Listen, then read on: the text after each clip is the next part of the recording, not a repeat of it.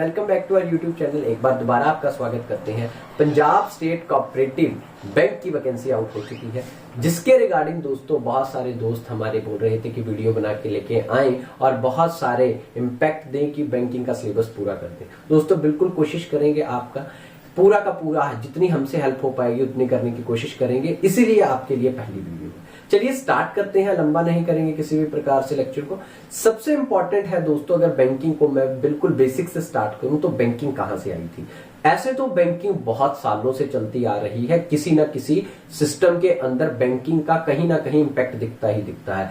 बहुत पुरानी बातें करेंगे तो कोई फायदा नहीं है। अगर मैं 16वीं सेंचुरी के आसपास की बात करूं, जब कह सकते हो आपकी मॉडर्न बैंकिंग के हिसाब से कुछ कुछ काम होने लगा था, तो 16वीं सेंचुरी में दोस्तों 1599 यानी 1599 में ईस्ट इंडिया कंपनी इंडिया में आई थी। उससे पहले महाजन्स इंडिया में काम कर रहे थे। महाजन्स इन सेंस जिन्होंने आड़ती कह लिए सिंपल लैंग्वेज से, उस तरीके का काम चलता था दोस्तों। उसमें क्या चलता था कि किसी के पास पैसे होते थे, वो उधार पे देता था, उसको लौटाने ज्यादा होते थे। इंटरेस्ट रेट सिस्टम जैसे कि आज हम बैंकों में देखते हैं।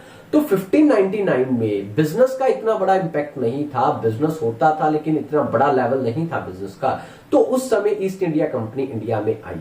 इंडिया में आने के बाद उन्होंने दोस्तों अपनी महारानी से, जो ब्रिटिशर की महारानी थी, उनसे एक एक्ट के थ्रू, चार्टेड एक्ट के थ्रू एक परमिशन मांगी कि हमें 16वीं सदी चल रही थी, 1600 ईस्वी की बात ही कर रहा हूं। तो 16वीं सदी में उन्होंने एक परमिशन मांगी प्यारे दोस्तों। क्या परमिशन मांगी? कि हमें पूरे इंडिया में काम करने दिया जाए और सिर्फ हम ही काम कर सके और कोई किसी भी प्रकार से काम ना कर सके। तो ये काम चल रहा था, तो ठीक ठाक काम था। परमिशन मिल गई, ईस्ट इंडिया कंपनी फलने फूलने लगी। ईस्ट इंडिया कंपनी कोई राज तो कर नहीं रही थी, वो बिजनेस के लिए आई थी। तो आप सभी जानते हैं उस समय मुगलों का शासन था। मुगलों का शासन था। मुगलों को बैंकिंग के पॉइंट ऑफ व्यू से इतना कुछ खास उनकी इंप्लीमेंटेशन नहीं हुई थी और खास वो जानते भी नहीं थे। वो वही महाजन्स वाले पैटर्न पे चलते थे, तो ऑटोमेटिकली मुनीमगिरी करते थे, उसी हिसाब से काम चलता था। तो दोस्तों जैसे जैसे टाइम बीता, जहांगीर का टाइम था, अगर मेरे हिसाब से मुगलों के पॉइंट ऑफ व्यू से बात करूं तो दोस्तों पहले प्लासी का युद्ध हुआ, बक्सर का युद्ध हुआ, मुगल कमजोर होने शुरू हो गए। मुगल, ये एक अलग टॉपिक है, लेकिन बैंकिंग के बेसिक के लिए आपको थोड़ी सी चीजें समझनी चाहिए।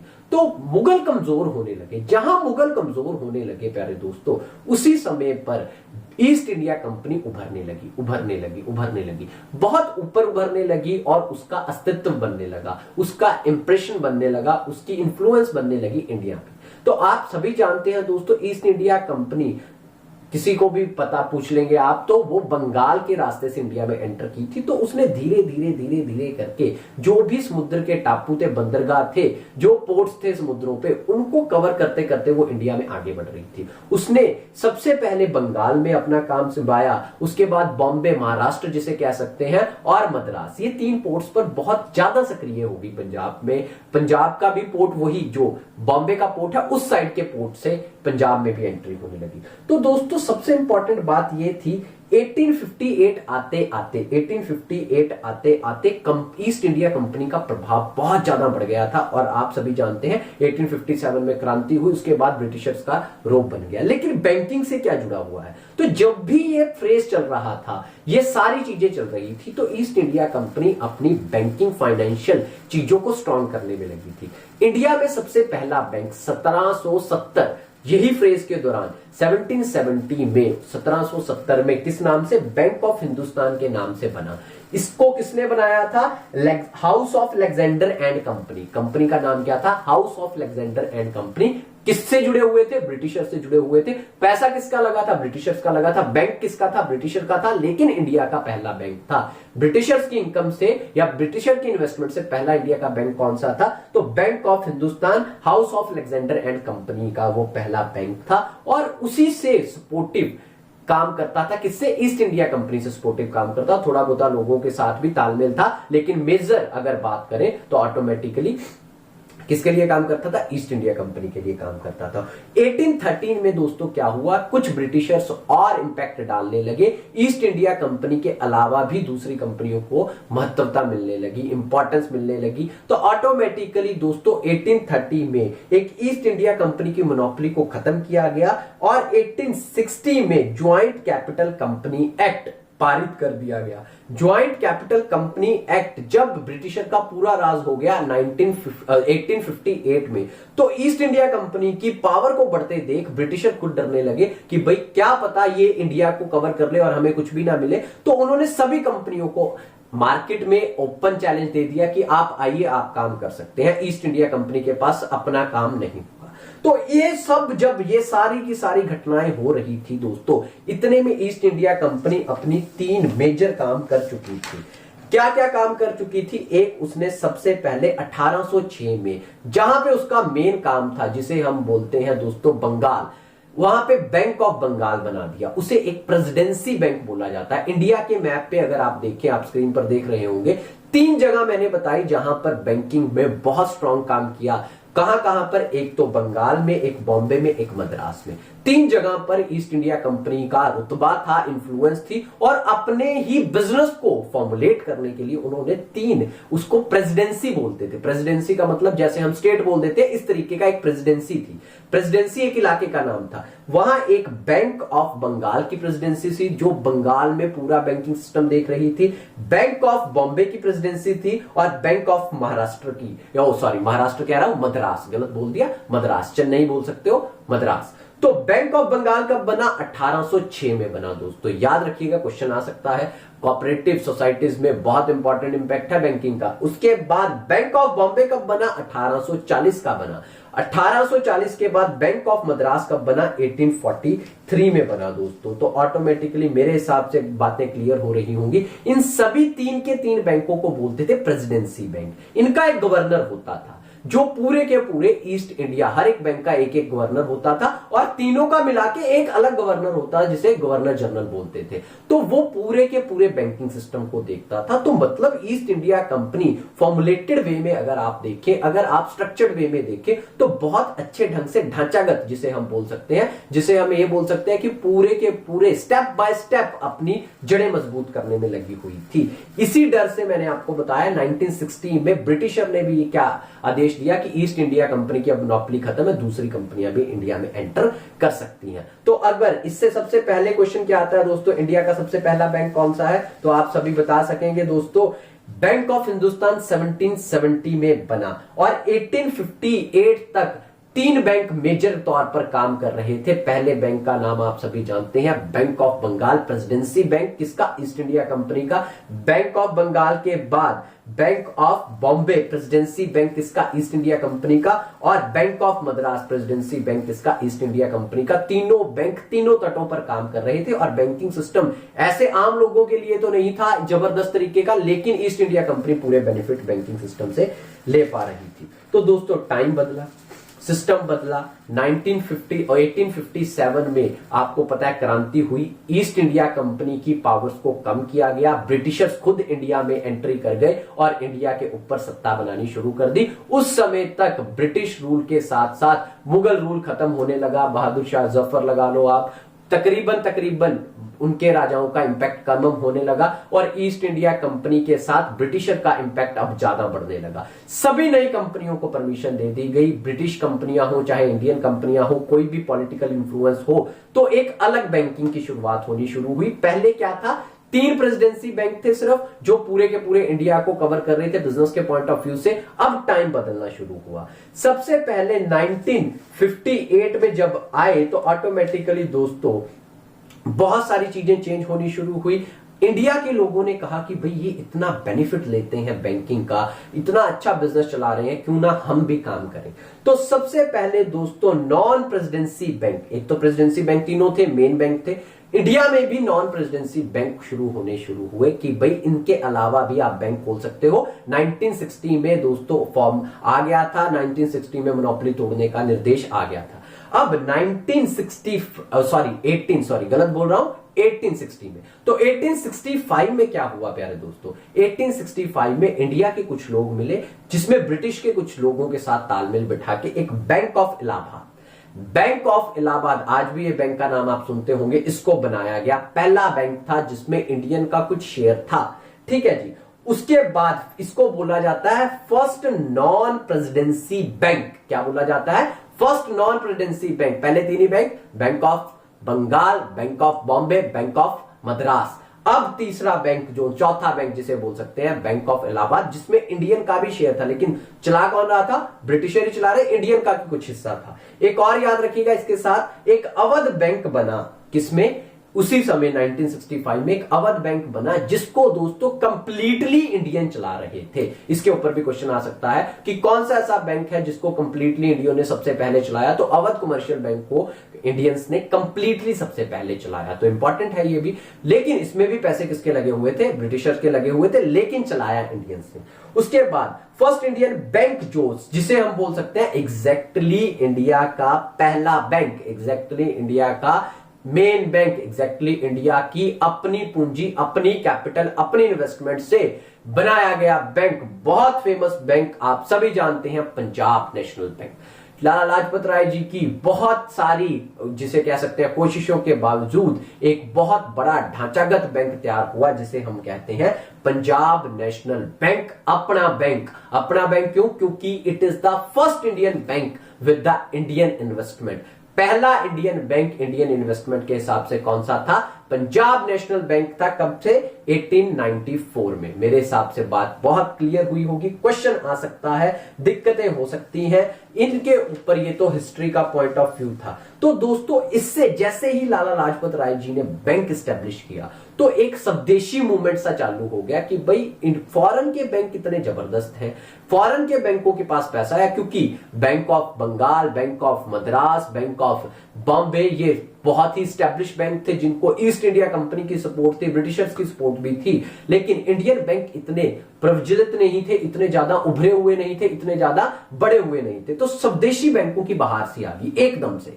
एकदम से लाला लाजपत राय जी ने जब पीएनबी के बारे में सारी मार्केट में बातें उड़ी, सारे के सारे पूरे के पूरे स्ट्रक्चर में आए, तो 3-4 बैंक और खुले, जिनका मैं नाम बता दूं आपको। स्वदेशी मूवमेंट के दौरान 1906 से लेके 1911 तक कैनरा बैंक खुला 1906 में, बैंक ऑफ इंडिया खुला 1906 में, कॉर्पोरेशन बैंक खुला 1906 में, इंडियन बैंक खुला 1907 में, बैंक ऑफ बड़ौदा खुला 1908 में। तो आप सभी देख सकते हैं, नोट भी कर सकते हैं अगर जरूरत लगती है तो। दोस्तों, क्या हुआ? सारा बैंकिंग सिस्टम एक फॉर्मुलेशन पर चल रहा था। इसी वीडियो में पूरा लास्ट तक ले जाऊंगा, टेंशन मत लेना। सारी की सारी बैंकिंग स्ट्रक्चर को कवर करके आपके सामने रख दूंगा। एक ही वीडियो में सारी चीजें समझ आने की कोशिश करूंगा कि आपको समझ आ जाए। चलिए दोस्तों, तो 1900 से लेके 1910 के आसपास तक बहुत अच्छे बैंक चल रहे थे। अब बैंकों का काम सिंपल हो गया था। बैंक लोगों से पैसा लेके जरूरतमंदों को देते थे, बीच में इंटरेस्ट कमाते थे। बैंकों को बहुत ही उभरने का टाइम मिला, अच्छा बिजनेस चल रहा था। ईस्ट इंडिया कंपनी का जो एक मोनोपोली सिस्टम था वो कम होता जा रहा था, और कंपनियां भी आती जा रही थी, एक हेल्दी कंपटीशन हो रहा था, और सिस्टम बढ़िया चल रहा था। इंडियन बैंक भी अच्छा कर रहे थे। लेकिन दोस्तों, वो बोलते हैं ना, किसी की भी चीज को नजर लग जाती है अगर ज्यादा अच्छी चलती है। तो ऐसा ही हुआ, एक वर्ल्ड वार हुई, आप सभी जानते हैं। 1914 में वर्ल्ड वार 1 हो गई। वर्ल्ड वार 1 होने के कारण दोस्तों, लोग उस समय, ऐसा कोई आरबीआई या ऐसा कोई सिस्टम नहीं था जो बैंकों को ऑपरेट करता था। बैंक अपने लेवल पे ऑपरेट करते थे, सिर्फ विश्वास के ऊपर बैंक चलते थे, सिर्फ और सिर्फ ट्रस्ट के ऊपर बैंक चलते थे। तो लोगों ने पैसे देने बंद कर दिए, किसी ने उधार ले रखा था, किसी को खाना नहीं मिल रहा, किसी को कुछ नहीं हो रहा, किसी को कुछ नहीं हो रहा। तो बैंक एक धड़ल्ले से डूबने लगे, झटके से क्या होने लगे? डूबने लगे। क्यों डूबने लगे? क्योंकि दोस्तों, देश में अकाल पड़ने शुरू हो गए, खाने की किल्लत हो गई, और भी बहुत सारी चीजें जो जरूरी होती हैं वो मिलनी बंद हो गई। तो ऑब्वियस सी बात है, लोगों के पास पैसे नहीं थे, तो लोग बैंकों को वापस नहीं दे पाए, तो बैंक एक ढप से डूबने लगे, डूबने लगे, डूबने लगे, डूबने लगे। जब बैंक डूबने लगे दोस्तों, तो बहुत बुरा हाल हो गया, क्योंकि इंडियन बैंक तो आप सभी जानते हैं कि भाई इंडियन बैंक के पास तो पहले ही इतना स्ट्रक्चर नहीं था, लेकिन दूसरे बैंकों के पास तो स्ट्रक्चर था, वो भी डूबने लगे। तो इंडियन बैंकों की तो क्या मजाल थी। तकरीबन तकरीबन तकरीबन तकरीबन छोटे छोटे सभी बैंक डूब गए, बड़े बड़े बैंकों को भी तिनके का सहारा ही था। तो दोस्तों, क्या देखा? जब ब्रिटिश गवर्नमेंट ने देखा कि यार बहुत ज्यादा काम खराब हो गया है, तो बहुत दिक्कतें होनी शुरू हो गई हैं, उन्होंने क्या किया? बैंक ऑफ बंगाल जो प्रेसिडेंसी बैंक था, बैंक ऑफ बॉम्बे जो प्रेसिडेंसी बैंक था, बैंक ऑफ मद्रास जो प्रेसिडेंसी बैंक था, इन तीनों को एकजुट कर दिया, इकट्ठा कर दिया। जी हां दोस्तों, क्या कर दिया? इकट्ठा कर दिया 1921 में, 1921 में। ठीक है जी, इकट्ठा करके इसका एक अलग नाम दिया, इंपेरिकल बैंक ऑफ इंडिया। क्या नाम दिया प्यारे दोस्तों इसका? एक एम्पेरिकल बैंक ऑफ इंडिया नाम दे दिया। एम्पेरिकल बैंक ऑफ इंडिया 1921 में बना, तीनों प्रेसिडेंसी बैंक को इकट्ठा करके। क्वेश्चन बहुत इंपॉर्टेंट है, नोट कर लेना इसे। 1921 में अब दूसरे जो बिगड़ते बैंक थे दोस्तों, उनकी हालत और खराब होगी क्योंकि एक बैंक में और ज्यादा पावर आ गई। लेकिन टाइम के साथ ब्रिटिश गवर्नमेंट ने सपोर्ट किया, ब्रिटिश गवर्नमेंट ने ठीक किया, ठीक है कि आप भी चले। धीरे धीरे धीरे धीरे बहुत कम बैंकिंग स्ट्रक्चर रह गए दोस्तों, जिसमें कह सकते हो 10 से 15 बैंकिंग स्ट्रक्चर रह गए, छोटे मोटे बैंक तो सारे साफ हो गए। लेकिन अब टाइम बीता तो बैंक फिर उभरने शुरू हुए। प्रेसिडेंसी बैंक जो एम्पेरिकल बैंक ऑफ इंडिया बन चुका था, उसका तो दबदबा ऑब्वियसली बहुत ज्यादा हो जाता, वो तीनों बैंक इकट्ठे कर दिए गए। तो दोस्तों उस समय बहुत ज्यादा बैंक उभर नहीं पाए। जब तक बैंक उभरते, जब तक बैंक अपने स्ट्रक्चर में वापस आते, क्योंकि 1921 में तो ये हुआ ही था, 1929 से लेकर 1934 तक तीसा की मंदी आ गई, ग्रेट डिप्रेशन जिसे बोलते हैं। तीसा क्यों बोलते हैं? 1930 के कारण इसको बोलते हैं तीसा की मंदी। तीसा की मंदी या ग्रेट डिप्रेशन आ गया, पूरे वर्ल्ड में डिप्रेशन आ गया। अब पूरे वर्ल्ड में ही दिक्कतें होनी शुरू हुई। जो बैंकों ने थोड़ा बहुत अपने आप को इंप्रूव किया था, थोड़ा बहुत बैंकों ने एक स्ट्रक्चर में अपने आप को एस्टेब्लिश किया था, वो सारा का सारा स्ट्रक्चर जीरो होने लगा, वो सारा का सारा ध्वस्त हो गया, सारी की सारी चीजें जीरो होने लगी। भाई जो बैंक थोड़े बहुते उठे थे वो भी क्या होने शुरू हो गए, गड़बड़ में आने शुरू हो गए। अब सरकार ने देखा, उस समय की ब्रिटिश सरकार ने देखा कि भाई ये होता क्या है जब एकदम से बैंकों को किसी भी प्रकार से, चाहे वो वर्ल्ड वॉर था, चाहे वो ग्रेट डिप्रेशन था, एकदम बैंक डूब क्यों जाते हैं? क्या कारण है इनके पीछे कि एकदम बैंक बहुत अच्छा काम कर रहे होते हैं, जैसे ही थोड़ी सी गड़बड़ होती है बैंक डूब जाते हैं। तो बहुत आप जैसे बंदों ने बताया कि भाई ये क्या नहीं करते, इनके ऊपर कोई भी ऐसी संस्था नहीं है जो इनको काम करने के लिए रेगुलेट करे।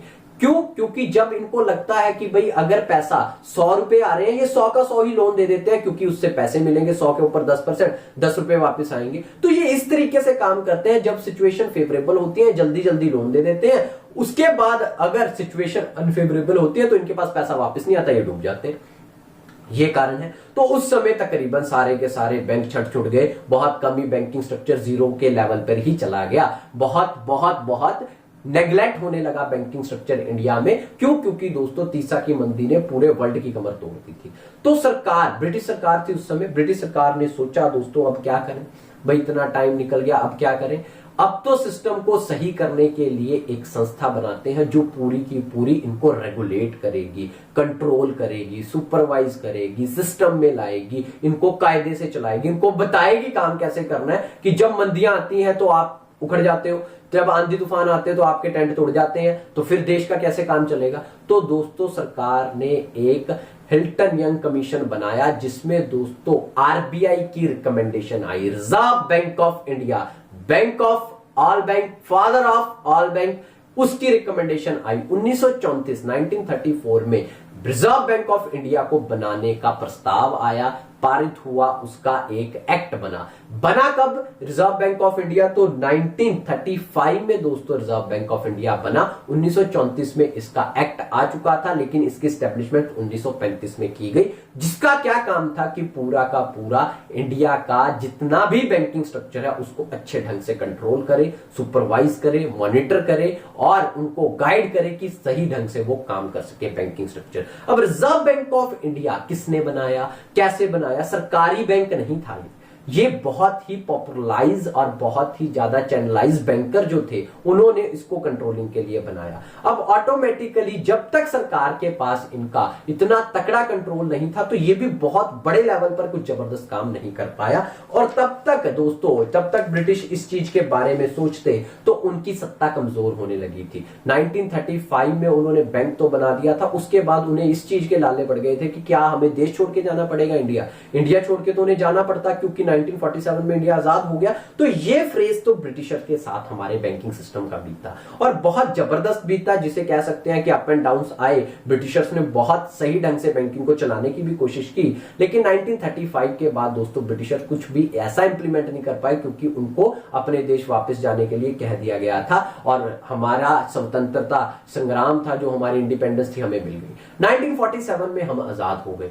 अब इंडियन बैंकिंग सिस्टम को अलग रुख से देखा जाने लगा। पहले इंडियन बैंकिंग सिस्टम एक बिजनेस ओरिएंटेड के हिसाब से देखा जाता था। अब दोस्तों आप सभी जानते हैं हमारी इंडियन इकोनॉमी 1947 में सोशलिस्टिक इकोनॉमी से जुड़ी हुई थी। वो हम सोशलाइजेशन के ऊपर काम ज्यादा करते थे, हम लोगों की भलाई के लिए काम करना चाहते थे, सोसाइटी के लिए काम करना चाहते थे। बिजनेस पॉइंट ऑफ व्यू से हम थोड़े खींचे हुए थे। तो मतलब कहने का ये था कि भाई जो ब्रिटिशर्स का जो उनका मोटिव था कैपिटलिस्टिक, कि भाई ज्यादा से ज्यादा बैंकिंग करके पैसे कमाए जाए, वो हमारा मोटिव नहीं था। तो 1947 के बाद हम एक कैपिटलिस्टिक सोच रखते हैं। कैपिटलिस्टिक सोच में दोस्तों हमने क्या रखा, 1947 में सबसे पहले हमने देखा बैंकिंग सिस्टम में सबसे बड़ा और सबसे मेन हथियार कौन है, तो पता लगा कि आरबीआई से सारी चीजें कंट्रोल होती हैं। तो सरकार ने क्या किया, आरबीआई की नेशनलाइजेशन कर दी। सरकार ने आरबीआई प्राइवेट हाथों से खरीदकर अपने पास कर लिया। अब नेशनलाइजेशन क्या होता है, जैसे प्राइवेटाइजेशन होती है, सरकारी कंपनी किसी को, अगर कोई सरकारी कंपनी को बेच दिया जाए उसे प्राइवेटाइजेशन बोलते हैं। ऐसे ही किसी प्राइवेट कंपनी को सरकार अपना बना ले तो उसे नेशनलाइजेशन बोलते हैं। तो सबसे पहला काम हमने किया 1949 में दोस्तों, आरबीआई की नेशनलाइजेशन की, कि आरबीआई को सरकार ने अपने कंट्रोल में लिया, एक सरकारी कंपनी बनाया कि भाई आरबीआई तूने सरकार के तौर पर काम करना है बैंकिंग सिस्टम को बढ़ाने के लिए।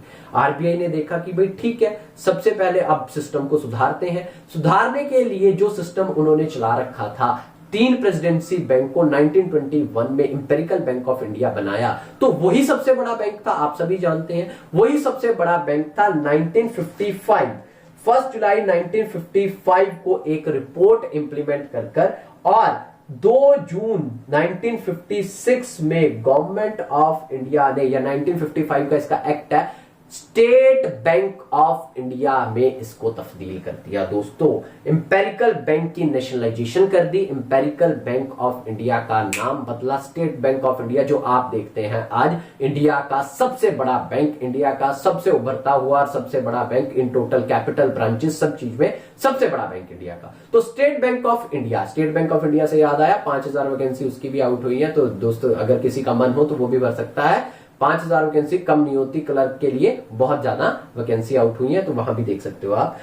1955 इंपेरिकल बैंक ऑफ इंडिया को बदल के कर दिया गया state bank of India. State bank of India को 1955 में चेंज किया गया, ये याद रखना दोस्तों। इसके उस समय 7 सबऑर्डिनेट्स होते थे या एसोसिएट्स बैंक होते थे, छोटे छोटे बैंक जो इसके साथ चलते थे। एक बार बता देता हूं, अगर आपको लिखना है तो नोट कर लेना, बहुत इंपॉर्टेंट है। इस सारी डिस्कशन से आपको बहुत सारी चीजें पता लगेंगी। सबसे पहला state bank of Bikaner and Jaipur, लिख सकते हैं आप।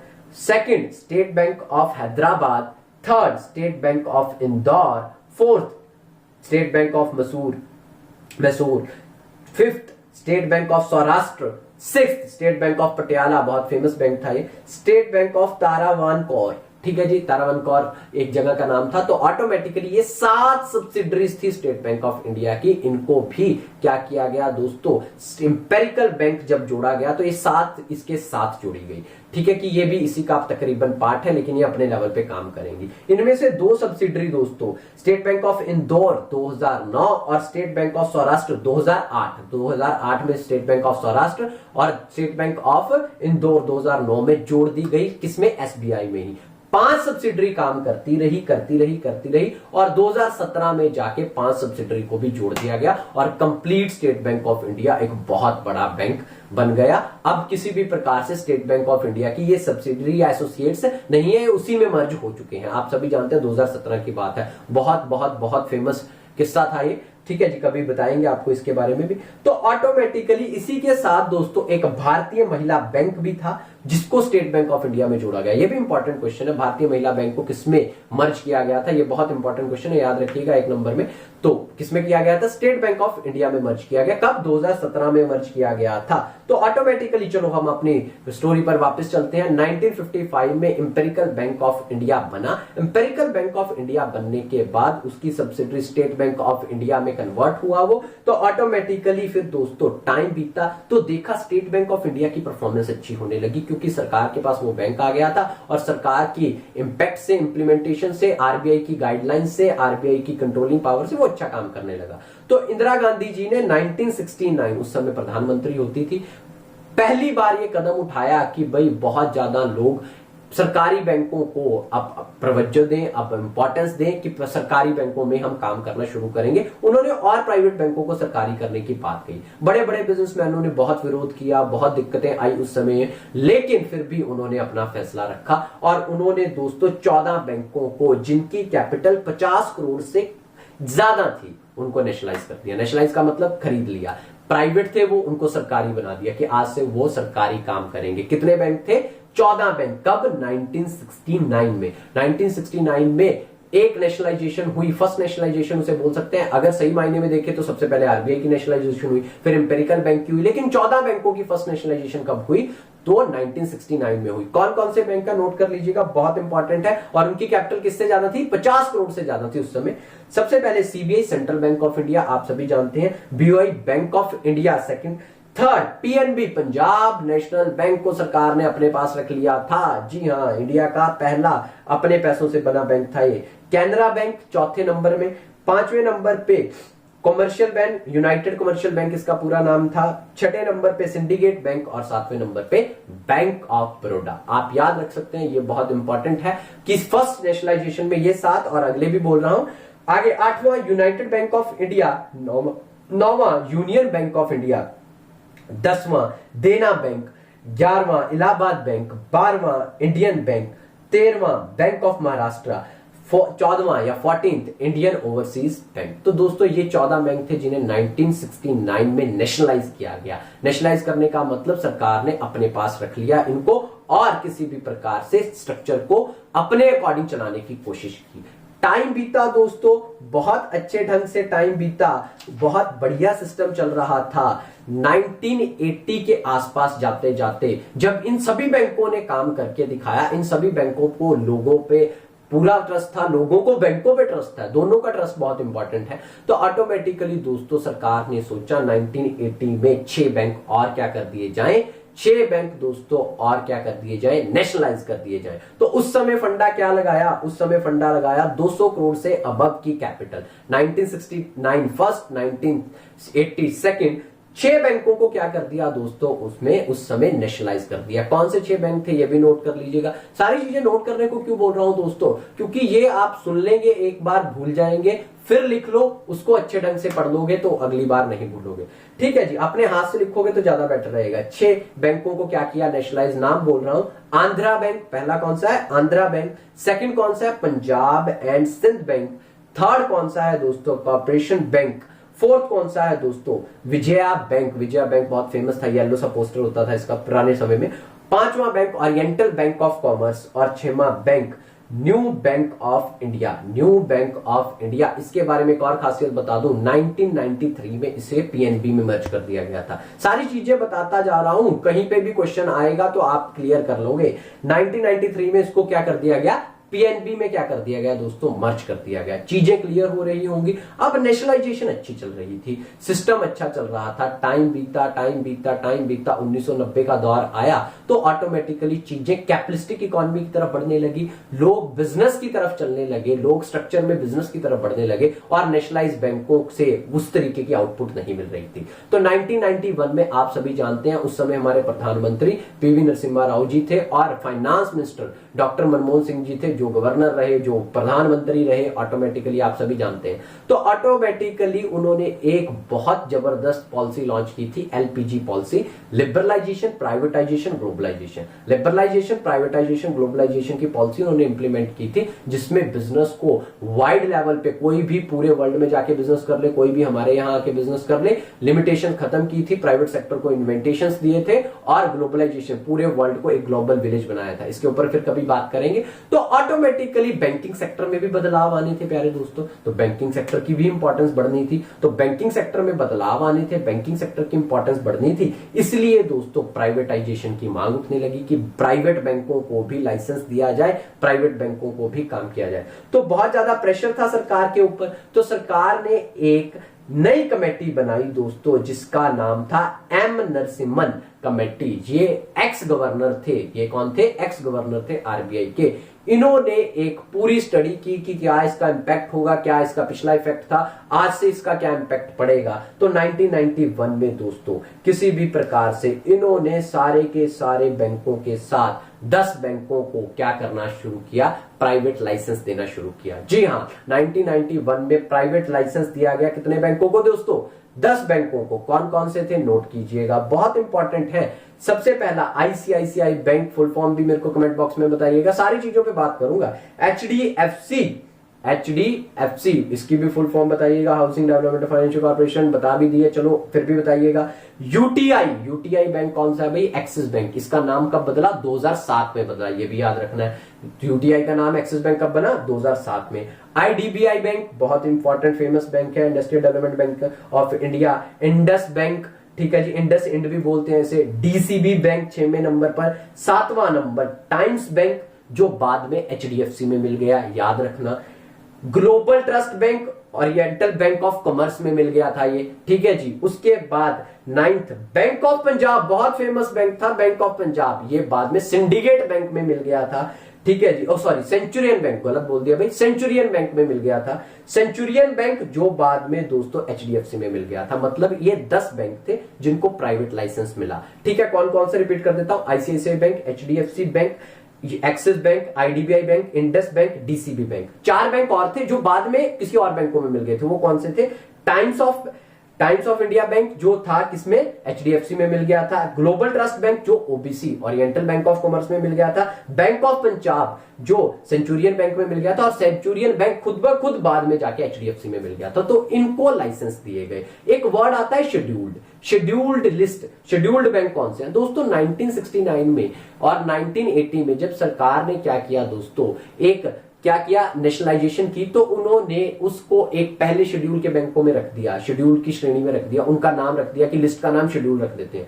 तो इसी प्रकार से 1991 में भी दोस्तों उन्होंने एक नया शेड्यूल लगाया, तो दूसरा जब शेड्यूल आया तो उनमें इसका नाम था, इसीलिए इन बैंकों को शेड्यूल्ड बैंक कहा जाता है कि उस लिस्ट का नाम ही शेड्यूल था। इतना ही समझिए, अगली क्लासों में और क्लियर करेंगे, ठीक है दोस्तों। तो टाइम बीतता गया, प्राइवेट बैंक भी अच्छा कर रहे थे, पब्लिक बैंक भी अच्छा कर रहे थे, तो बड़े बड़े बिजनेसमैन के पेट में दर्द हो गया कि भाई बैंकों से इतना पैसा कमाया जाता है तो क्यों ना हम भी बैंकिंग में आए। तो ऑटोमेटिकली 1997 के दौरान टाइम बीतता गया तो बैंकों की बहुत ज्यादा इंपॉर्टेंस बढ़ने लगी, लोग समझने लगे। फिर सबसे बड़ी बात क्या हुई दोस्तों, सबसे बड़ी बात हुई कि बड़े बड़े बिजनेसमैन बोलने लगे हमें भी मौका दो, हमें भी मौका दो, हमें भी मौका दो। तो टाइम बीतता, बिजनेसमैन को सरकार ने कहा कि चलो ठीक है। फिर किन्हें बुलाया गया, एम नरसिम्हन जी को ही बुलाया गया, वही जिन्होंने पहली आरबीआई के एक्स गवर्नर थे, जो उन्होंने 1991 में जो लिस्ट दी थी, उन्हीं को दोबारा बुलाया गया 1998 में कि भाई क्या आप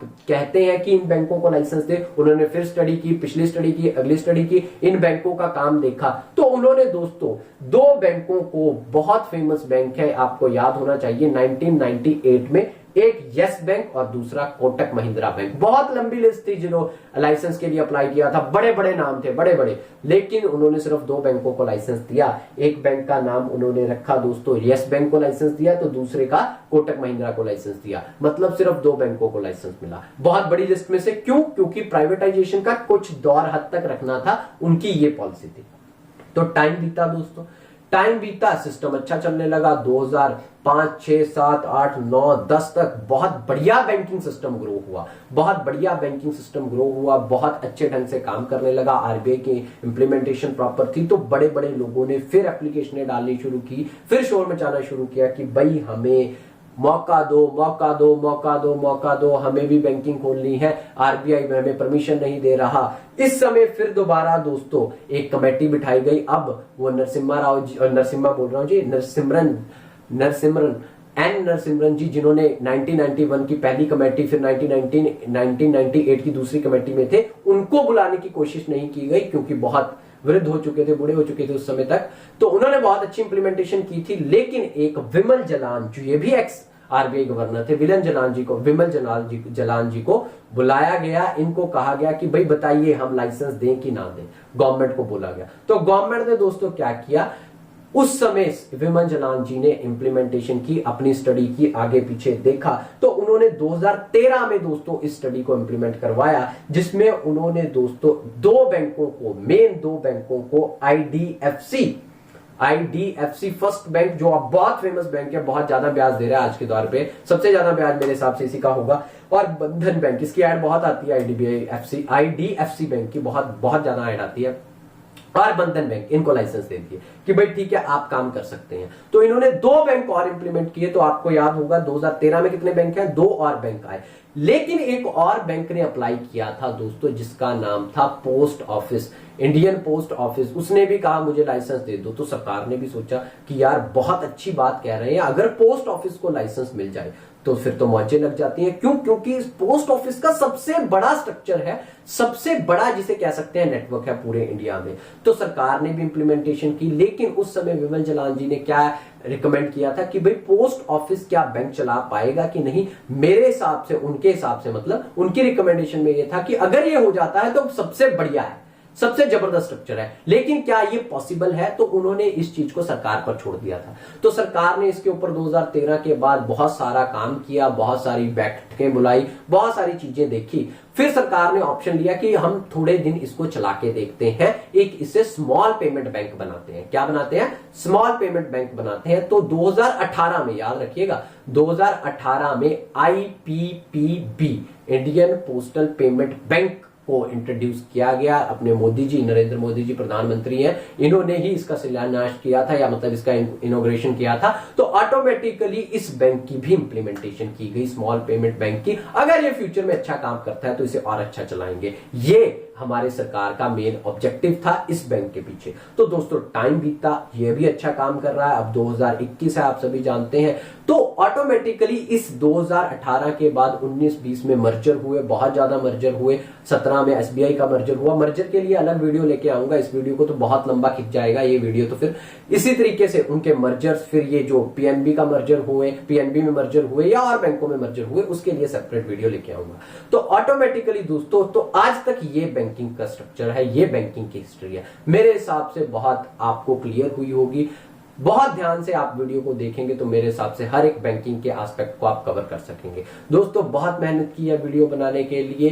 प्लीज हमारे चैनल को लाइक, सब्सक्राइब और शेयर जरूर कर दीजिएगा। अगर आप चाहते हैं दोस्तों किसी भी प्रकार से कि बैंकिंग के रेगुलर क्लासेस आपको हमारे चैनल पर मिले और इस सीरीज को हम कंटिन्यू रखें, तो हमारा एम है दोस्तों 100 कमेंट और 100 लाइक का, सिर्फ 100 कमेंट और 100 लाइक का हमारा एम है। प्लीज इसे पूरा कर दीजिएगा। बहुत अच्छा लगा दोस्तों आपके साथ बात करके। मिलते हैं अगली वीडियोस में। थैंक यू दोस्तों, भूलना मत लाइक, सब्सक्राइब और शेयर करना। मिलते हैं अगली वीडियो में।